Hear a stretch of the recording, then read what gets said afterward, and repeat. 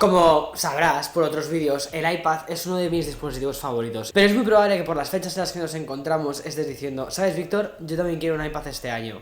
Pero probablemente este año sea uno de los años más difíciles a la hora de decidir qué iPad comprar. Básicamente porque hay un montón de modelos diferentes con precios bastante diferentes y ¿sabes qué? Luego en el día a día casi todos hacen lo mismo, pero con pequeños matices. Y justo es de eso de lo que te quiero hablar en este vídeo para que elijas el iPad que mejor se adapta a ti, para que no solo te dure en 2023, sino 2024, 25, 26, 27, quizás 28 también.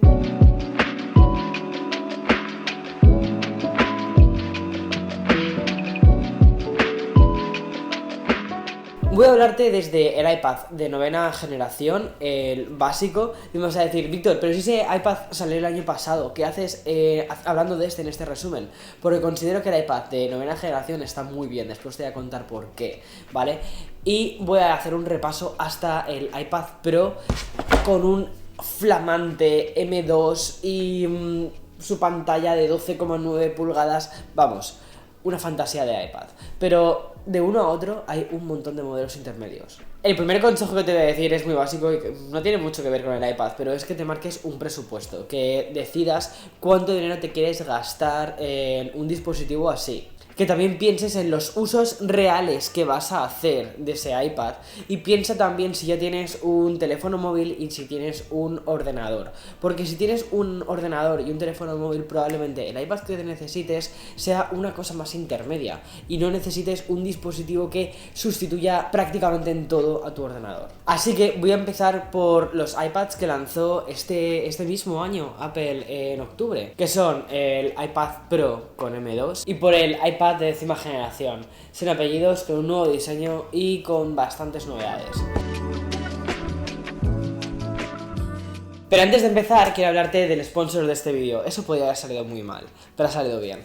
Que se trata de Moft. Moft ha sacado esta nueva funda que se llama la Snap Float Folio.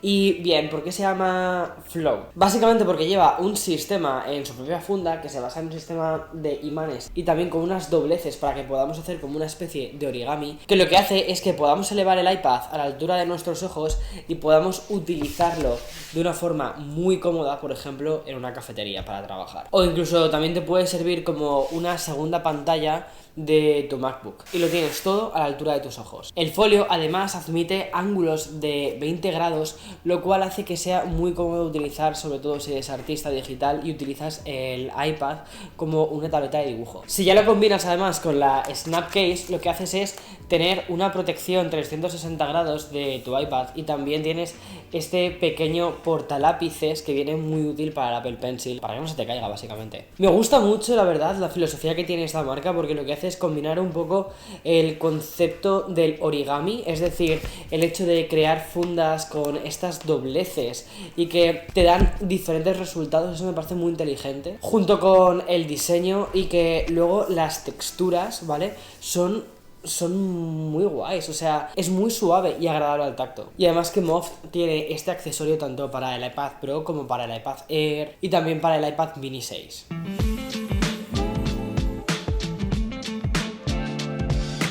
Voy a empezar por el iPad de décima generación, que es este de aquí, y el que se ha conocido tradicionalmente como el iPad económico, o al menos las generaciones anteriores. Debido a que este año lo que ha sucedido es que este iPad sale con un precio de partida más elevado que los años anteriores, haciendo que ya no sea tan accesible y que quizás no vaya a ser la primera puerta de entrada que mucha gente tuvo con el iPad. El iPad, para que te hagas una idea, sin apellidos, sin pros y sin Air, es un iPad que está muy orientado a lo que es el consumo multimedia de contenido. Es decir, es un iPad que tradicionalmente está pensado para hacer cosas de iPad, y que si ya tienes un ordenador y ya tienes un teléfono, al final este encuentra un equilibrio muy bueno, ¿vale? Como ese dispositivo intermedio en el que, por ejemplo, estás en el sofá, no quieres utilizar tu Mac y necesitas una pantalla más grande que no sea la de tu teléfono. Pues bien, ahí tienes tu iPad para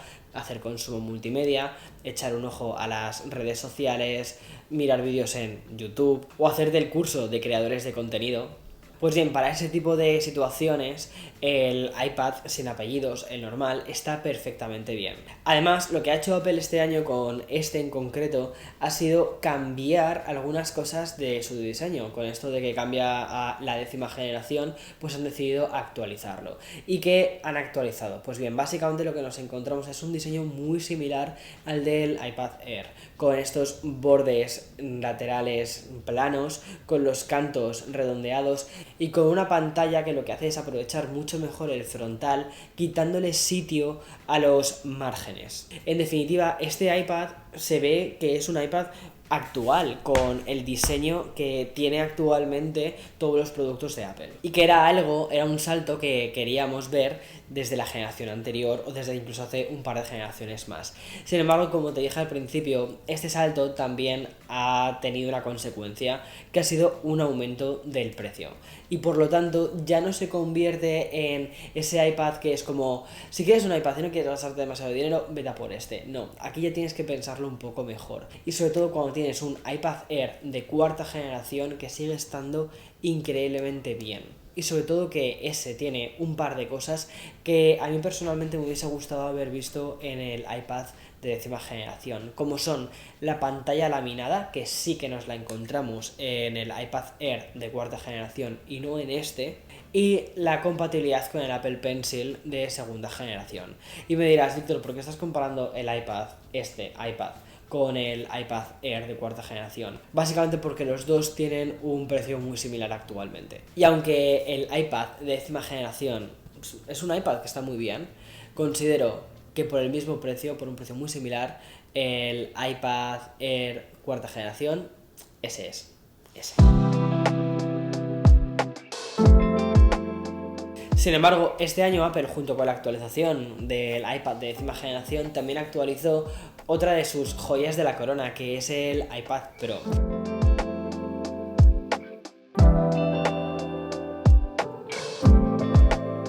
El iPad Pro nos lo encontramos en dos modelos. Por un lado tenemos el modelo de 11 pulgadas y por otro lado tenemos el modelo de 12,9 pulgadas. Personalmente hay un modelo que creo que es muy interesante, que es el de 12,9 pulgadas y que considero que ese sí que está más orientado a personas que buscan que su iPad pueda llegar a ser un sustituto de su ordenador, pero además de gama alta.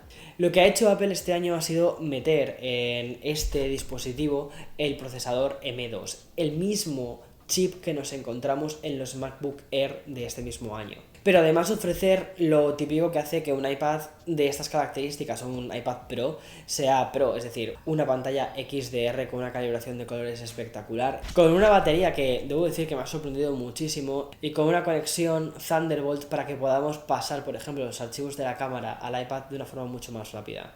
Pero es que no solo se han quedado ahí.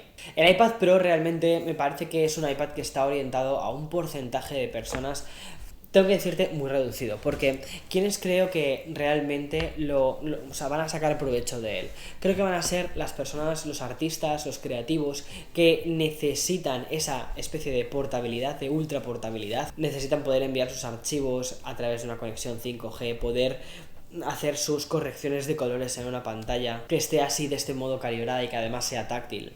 Pero el coste de este dispositivo es bastante alto y sobre todo creo que es difícil de justificar para aquellos usuarios no pro del iPad, es decir, para aquellas personas que lo único que van a hacer es consumir contenido y ya está.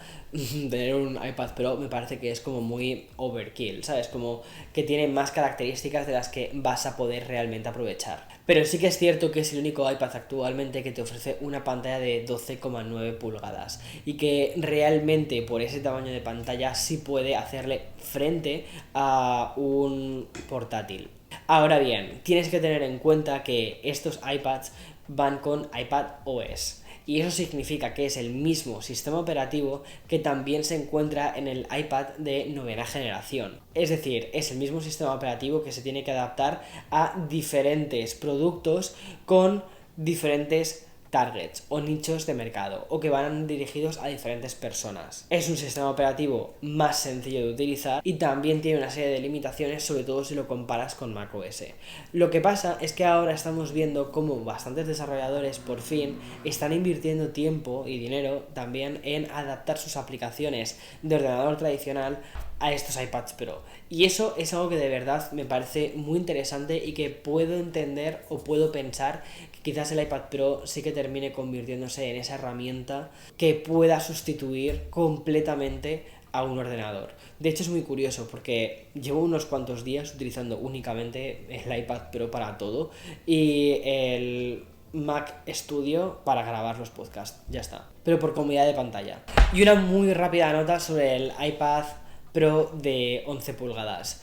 Actualmente creo que ese modelo, el de 11 pulgadas, no tiene demasiado sentido cuando vemos todo el abanico de productos que tienen en Apple, porque hay un iPad que me llama muchísimo la atención, que es el siguiente del que te quiero hablar, que es del iPad Air, el que lanzaron este año, que viene con un M1.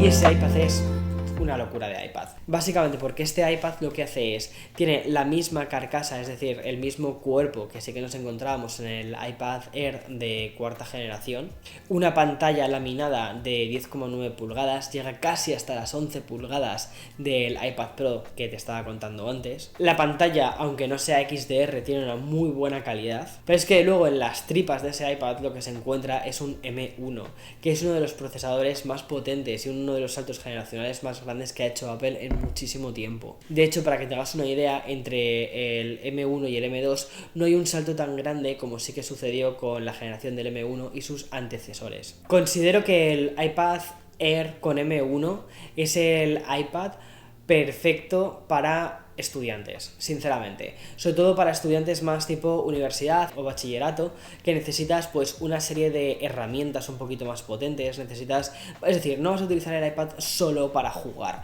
vas a utilizarlo para tomar apuntes, quieres una batería que vaya a durar un montón de horas, quieres aplicaciones que funcionen de forma fluida, que no te vayan a dejar tirado o tirada, y sobre todo estás con la mente en, ok, quiero un iPad y no un ordenador. El iPad Air con un M1 es uno de esos iPads que sí considero que, entendiendo bien lo que estás eligiendo, puede llegar a sustituir tu Mac. Pero escucha, tienes que entender que hay una serie de limitaciones. Y esas limitaciones vienen, como siempre, por el sistema operativo. Sin embargo, hay 3 modelos que fueron lanzados el año pasado y que considero que están perfectamente vigentes a día de hoy. De hecho, me parece que son modelos muy interesantes que deberías considerar como opciones de compra y que te van a durar perfectamente para el 2023, 2024 y siguientes. Y voy a empezar por el iPad de 9ª generación. El iPad de 9ª generación lo que lleva en su interior es un procesador A13 Bionic. Y sí, actualmente dirás, el A13 Bionic lleva ya 2 años en el mercado. Sí, pero es un procesador que es perfectamente capaz, sobre todo para lo que está orientado este dispositivo. El iPad de 9ª generación creo que es el iPad por defecto para cualquier persona que lo que quiera es un dispositivo con el que estar en el sofá tranquilamente consumiendo contenido, viendo series en Netflix, echándose alguna partida, por ejemplo algún juego de Apple Arcade, escuchando música, viendo las noticias, leyendo el correo, e incluso me parece que es un iPad que está muy bien para también chavales, es decir, para alumnos de la secundaria, que lo que buscan es eso, es tener un dispositivo con el que poder consultar algunas cosas en internet, poder tener sus libros de texto ahí, tomar algún apunte que otro, pero que no lo van a utilizar, ¿vale?, de una forma tan intensa como puedan utilizarlo otros estudiantes más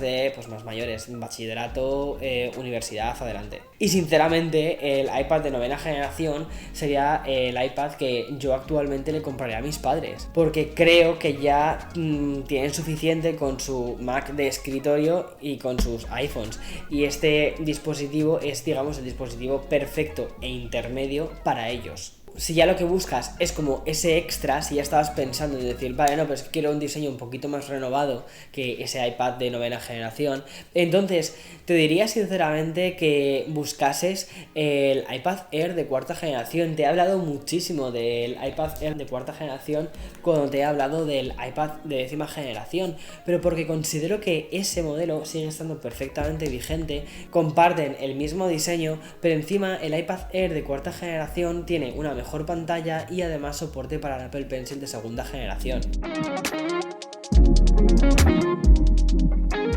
Y ya por último, un iPad que fue lanzado el año pasado y que, tengo que decirte, es mi iPad favorito, es el iPad mini.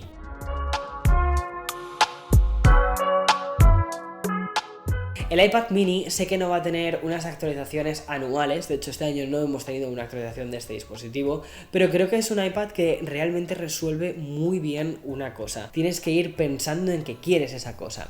Realmente el iPad mini, ¿vale? Funciona como una especie de libreta digital que es espectacular para tomar notas y para consultar cosas en internet. A diferencia de todos los iPads, porque desde el iPad de 9ª generación hasta el iPad Pro, el uso que puedes hacer de uno y otro va a ser bastante parecido, porque a todos les puedes poner un teclado, a todos les puedes poner el ratón, y con todos tienen una pantalla que actualmente ya es más o menos grande, desde las 10,2 pulgadas del de 9ª generación hasta más o menos las 11, 10,9, 11, que es el estándar en el que se encuentran todos, o hasta las 12,9 pulgadas, que es el del iPad Pro.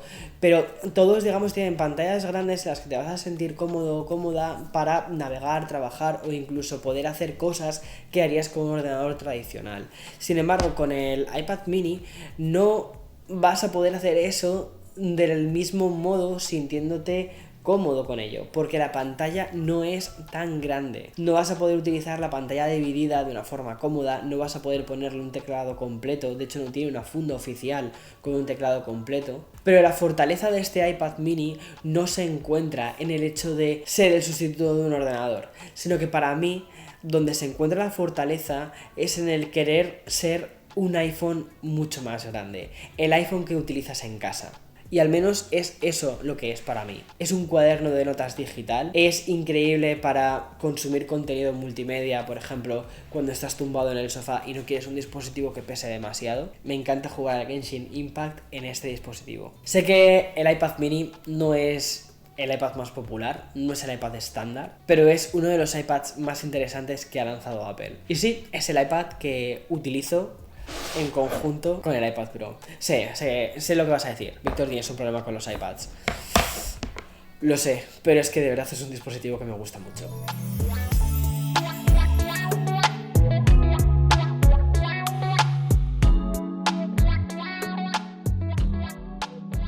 En fin, espero haberte ayudado con este vídeo. Si tienes alguna duda, déjalo en la parte de comentarios y ya sea yo o ya sea otra persona de la comunidad, intentaremos ayudarte también para elegir cuál es el mejor iPad para ti. Y ya está, chao.